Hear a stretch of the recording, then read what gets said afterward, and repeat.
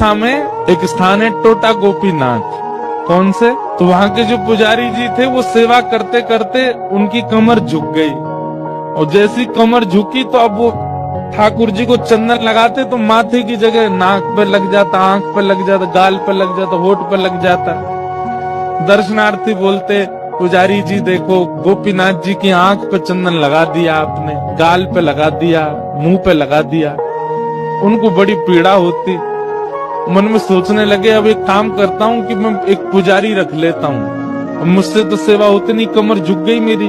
पुजारी जी जैसे ही मंदिर में आए और सेवा के लिए प्रस्तुत हुए, एक दिन की सेवा पुजारी जी ने कर दी।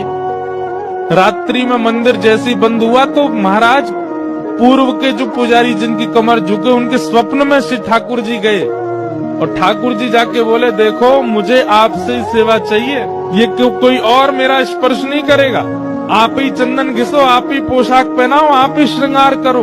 ठाकुर जी मुझे बहुत प्रसन्नता है कि आपको मुझसे सेवा चाहिए, पर मैं तो बीमार हो गया, मेरी कमर झुक गई, अब कैसे चंदन लगाऊं आपको। ठाकुर जी बोले हमें नहीं पता, हमें आपसे सेवा चाहिए, कल सुबह पुजारी नहीं आना चाहिए, आप ही आओगे सेवा में। बेचारे प्रसन्न भी हो रहे थे पर रो भी रहे थे। प्रसन्न इसलिए हो रहे थे, बताओ ठाकुर जी को मेरे हाथ से सेवा चाहिए, रो इसलिए रहे थे कि मैं सेवा कर नहीं पाता।